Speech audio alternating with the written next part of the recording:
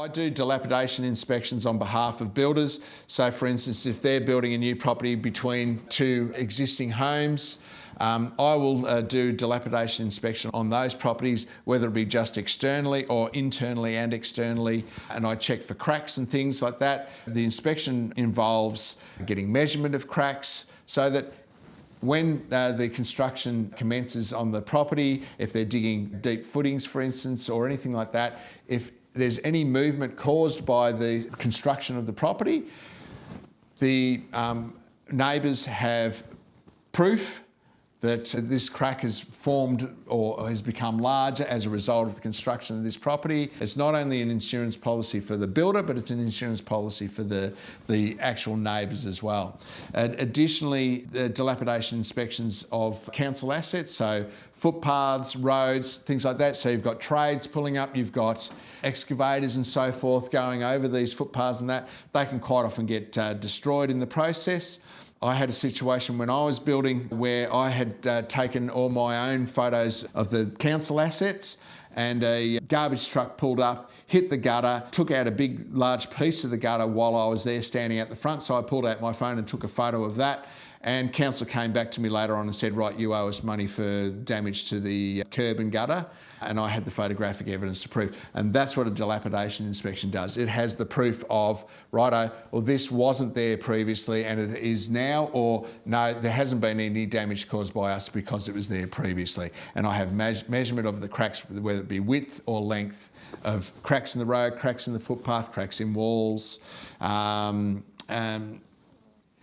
even in windows, if there's a crack in a window of a property. When I go through a property, I take up to 1,000 photos. There may only be 20 or 30 photos in the report. There may be 300 photos in the report.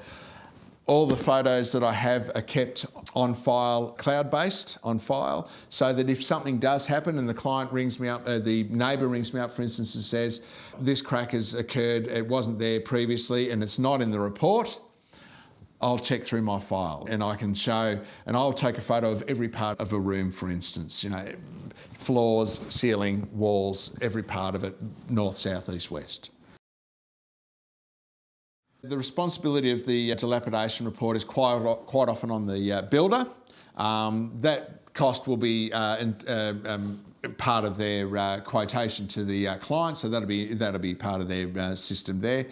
But it doesn't always have to be the builder. The neighbour of a property can, if the builder's not getting dilapidation inspections done, the neighbour can say, well, look, they're going to be building next door. I want to make sure that my property is going to come out of this okay. And if there's any cracks, I want to have proof for my own peace of mind.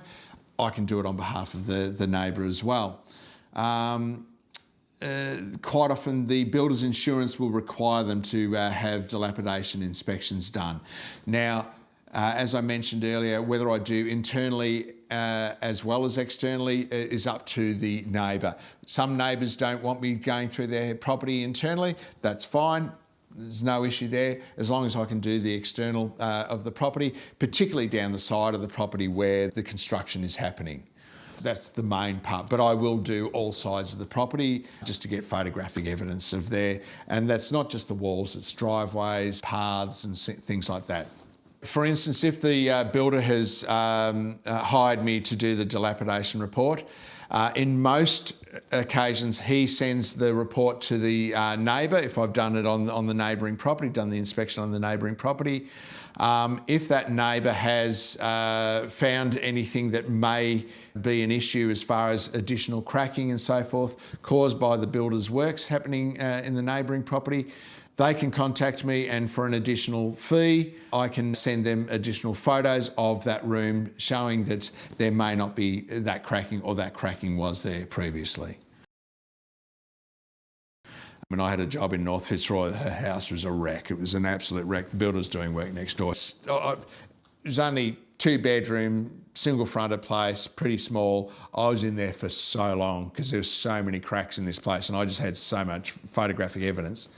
She tried to get a full renovation done out of it. She rang me up. She kept ringing me the whole way through going, all these new cracks are formed. And I was going, don't get me until the end of the job. No point getting me now, get me at the end of the job. Get me to the end of the job once they're finished. And then once they finished, I went in there. I just had the report with me, and I had all the photos I had.